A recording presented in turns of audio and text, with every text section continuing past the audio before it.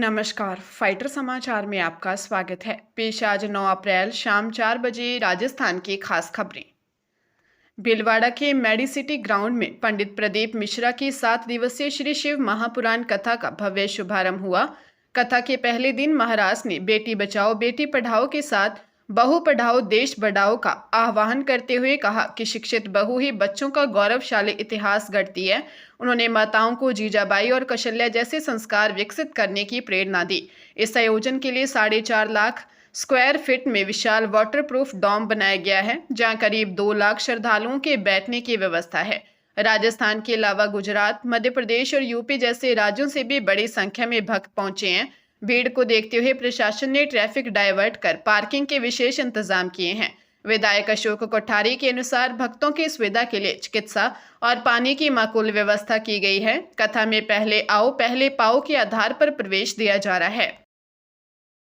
मुख्यमंत्री भजनलाल शर्मा ने बूंदी जिले के गुहाटा गांव में राम जल सेतु लिंक परियोजना के तहत निर्माणाधीन चंबल एक्वाडक्ट का निरीक्षण किया। उन्होंने इस अति महत्वाकांक्षी परियोजना को मिशन मोड पर और गुणवत्ता के साथ समय पर पूरा करने के निर्देश दिए। यह एक्वाडक्ट कोटा के पिपलदा और बूंदी के गुहाटा के बीच चंबल नदी पर 2280 मीटर लंबा बनाया जा रहा है, जो प्रति सेकंड 250 क्यूबिक मीटर पानी ले जाने में सक्षम होगा।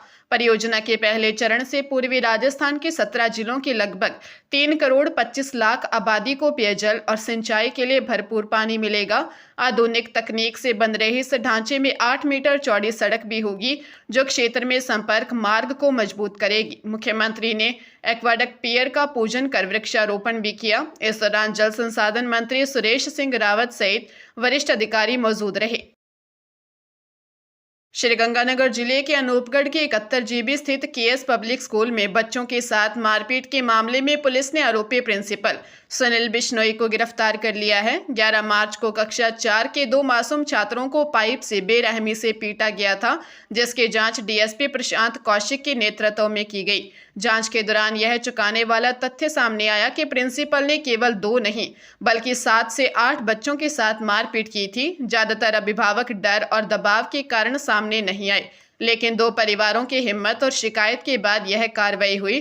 घटना के बाद आरोपी ने पीड़ितों पर राजीनामे का दबाव बनाया, जिसे पुलिस ने विफल कर दिया। पुलिस अब इस मामले में संलिप्त एक अन्य महिला शिक्षक से भी पूछताछ कर रही है। साक्ष्य जुटाने के बाद दोषी पाए जाने पर उनके खिलाफ भी सख्त कानूनी कदम उठाए जाएंगे। श्रीगंगानगर में पीजी संचालक को ब्लैकमेल कर मौत के लिए मजबूर करने वाली आरोपी छात्रा अंकिता को पुलिस ने गिरफ्तार कर लिया है। रीको चौकी प्रभारी रामपाल गोदारा ने बताया कि आरोपी युवती को पूछताछ के बाद अदालत के आदेश पर जेल भेज दिया है। मामला जून 2024 का है। दुलपुरा निवासी मृतक संदीप बिश्नोई ने अपने बयानों में आरोप लगाया था कि अंकिता उसे रुपयों के लिए लगातार प्रताड़ित कर रही थी। हालांकि बैंक लेन देन में दावों और हकीकत में अंतर मिला है, लेकिन मृतक के मोबाइल फोन की जांच में ब्लैकमेलिंग के पर्याप्त सबूत पाए गए हैं। संदीप ने उसी पीजी के सामने कदम उठाया था जहां आरोपी युवती रहती थी। पुलिस ने साक्ष्यों के आधार पर युवती को उकसाने और अवैध वसूली का दोषी मानते हुए यह कार्रवाई की है। फिलहाल मामले की गहन जांच जारी है। चंडीगढ़ पुलिस के ऑपरेशन सेल ने बड़ी कार्रवाई करते हुए गैंगस्टर लक्की पटियाल गैंग के 2 गुर्गों पंचकुला निवासी दीपक उर्फ दीपू और मोहाली निवासी साहिल को सेक्टर 26 से गिरफ्तार किया है। इनके पास से 2 देशी कट्टे और 3 जिंदा कारतूस बरामद किए गए हैं। पूछताछ में चौंकाने वाला खुलासा हुआ है कि इन आरोपियों ने सेक्टर 9 में हुई प्रॉपर्टी डीलर चमनप्रीत नागरा की हत्या के हमलावरों को 80,000 रुपये और छिपने के लिए ठिकाना मुहैया कराया था। पुलिस के अनुसार ये आरोपी ट्राई सिटी में क्लब मालिकों और कारोबारियों को डरा धमका कर वसूली करने का काम भी करते थे। गिरफ्तारी के वक्त भी ये किसी बड़ी वारदात को अंजाम देने या वसूली करने के इरादे से रैकी कर रहे थे। इंस्पेक्टर हरिंदर सैखों के नेतृत्व वाली टीम ने नाकाबंदी कर भागते हुए इन बदमाशों को दबोचा। दीपक के खिलाफ पहले भी तस्करी के मामले दर्ज हैं। हनुमानगढ़ जिले के नौहर में एसीबी की टीम ने रिश्वत लेते हुए एक पटवारी को गिरफ्तार किया है। कार्रवाई एसीबी एएसपी सुधा अधीक्षक सुधा पालावत के नेतृत्व में हुई। एएसपी सुधा पालावत ने बताया कि गिरफ्तार पटवारी की पहचान प्रदीप कुमार के रूप में हुई है, जिसकी पोस्टिंग जबरासर हलके में है। एक किसान ने शिकायत दी थी कि पटवारी ने इंतकाल दर्ज करने की एवज में रिश्वत में 15,000 रुपये की मांग की है। एसीबी ने पहले शिकायत का सत्यापन किया। इसके बाद जब पटवारी ने किसान से पैसे लिए तो एसीबी ने उसे 12,000 रुपये की रिश्वत लेते रंगे हाथों गिरफ्तार कर लिया। एसीबी ने पटवारी प्रदीप कुमार के खिलाफ भ्रष्टाचार निवारण अधिनियम के तहत मामला दर्ज कर आगे की जांच शुरू कर दी है। राजस्थान के मुख्य सचिव के प्रशासनिक अधिकारियों को सरकारी योजनाओं की जमीनी हकीकत परखने के लिए नए दिशा निर्देश जारी किए हैं। जारी सर्कुलर के अनुसार अब सभी सचिव स्तर के आईएएस अधिकारियों को हर महीने 4 दिन अलग अलग जिलों का दौरा करना होगा और वहां कम से कम 4 रातें बितानी होंगी।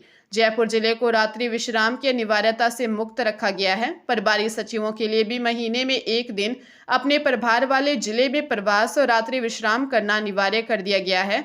दौरों का प्रबंधन इस तरह करना होगा कि एक वित्तीय वर्ष में किसी भी जिले की पुनरावृत्ति न हो। इन दौरों के दौरान अधिकारी योजनाओं की कमियों की पहचान कर सुधार के लिए रिपोर्ट तैयार करेंगे। सभी अधिकारियों को अपना विजिट नोट टाइम्स पोर्टल पर अपलोड करना होगा और हर महीने इसकी विस्तृत रिपोर्ट सीएस को सौंपनी होगी।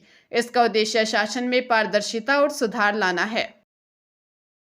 दौसा जिले में एसीबी ने बड़ी कार्रवाई करते हुए राजस्थान रोडवेज के मुख्य प्रबंधक विश्राम मीणा को 20,000 रुपये की रिश्वत लेते हुए रंगे हाथों गिरफ्तार किया है।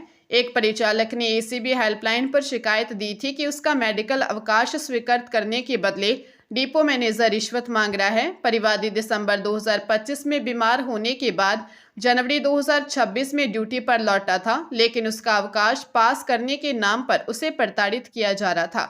एसीबी अलवर की टीम ने सत्यापन के बाद जाल बिछाया और विश्राम मीणा को दबोच लिया। आरोपी महुआ में समलेटी का निवासी है। एसीबी अब उसके ठिकानों की तलाशी ले रही है और मामले में कार्यालय के अन्य कर्मियों की मिलीभगत की भी जांच की जा रही है। इस कार्रवाई से रोडवेज विभाग में हड़कंप मच गया है। हरियाणा सरकार ने बड़े प्रशासनिक फेरबदल के तहत 15 आईएएस अधिकारियों के तबादले और नई नियुक्तियां की हैं। गुरुग्राम के डीसी अजय कुमार को सीएम का डिप्टी प्रिंसिपल सेक्रेटरी नियुक्त किया गया है, जबकि उनकी जगह उत्तम सिंह गुरुग्राम में नए डीसी होंगे। आनंद कुमार शर्मा को करनाल का नया उपायुक्त बनाया है। वरिष्ठ अधिकारियों में विनीत गर्ग को प्रिंटिंग एवं स्टेशनरी विभाग का एसीएस और अनुराग अग्रवाल को सिंचाई एवं जल संसाधन विभाग की जिम्मेदारी दी गई है। साकेत कुमार को अब अभिलेखागार विभाग का कमिश्नर एवं सेक्रेटरी नियुक्त किया गया है। जे गणेशन को प्रदूषण नियंत्रण बोर्ड का चेयरमैन बनाया गया है। सरकार ने यह आदेश तत्काल प्रभाव से लागू किए हैं। इससे पहले भी 13 दिन पूर्व कई अधिकारियों के तबादले किए गए थे। इस फेरबदल का उद्देश्य प्रशासनिक दक्षता को बढ़ाना है। बालोतरा जिले की गीडा थाना पुलिस ने 21 वर्षीय युवक की हत्या की गुत्थी सुलझाते हुए पति पत्नी और एक नाबालिग को पकड़ा है। 9 मार्च को युवक का शव मिला था, जिसके बाद मृतक के परिजनों ने हत्या की आशंका जताई थी। पुलिस जांच में सामने आया कि मृतक युवक आरोपी की पत्नी को बार बार कॉल कर परेशान करता था और इसे समाज में अपनी पत्नी बताता था। इसे रंजिश के चलते आरोपियों ने हत्या की साजिश रची। 8 मार्च की रात महिला ने युवक को मिलने के बहाने टांके के पास बुलाया, जहां तीनों ने मिलकर उसकी हत्या कर दी। पुलिस ने 21 वर्षीय पति और 18 वर्षीय पत्नी को गिरफ्तार कर जेल भेज दिया है, जबकि नाबालिग को बाल सुधार गृह भेजा गया है। आरोपियों की निशानदेही पर वारदात में प्रयुक्त बाइक भी जब्त कर ली गई है। भीलवाड़ा जिले के मांडलगढ़ में कोटा चित्तौड़ राष्ट्रीय राजमार्ग संख्या 27 पर बिहारी नाथ देवनारायण के पास भीषण सड़क हादसे में ट्रक चालक और खलासी की मौत हो गई। गेहूं से भरे एक तेज रफ्तार ट्रक ने आगे चल रहे ट्रेलर को पीछे से जोरदार टक्कर मार दी। टक्कर इतनी जबरदस्त थी कि ट्रक का अगला हिस्सा ट्रेलर की ट्रॉली में बुरी तरह फंस गया। सूचना मिलने पर लाडपुरा पुलिस मौके पर पहुंचकर चालक निर्भय सिंह झाला और खलासी पवन खटीक को बाहर निकाला। इलाज के दौरान दोनों ने दम तोड़ दिया। हादसे के बाद राजमार्ग पर लंबा जाम लग गया, जिसे पुलिस ने क्रेन की मदद से क्षतिग्रस्त वाहनों को हटवाकर सुचारू करवाया। पुलिस ने मृतकों के परिजनों को सूचित कर मामला दर्ज कर लिया है और दुर्घटना के कारणों की जांच शुरू कर दी है।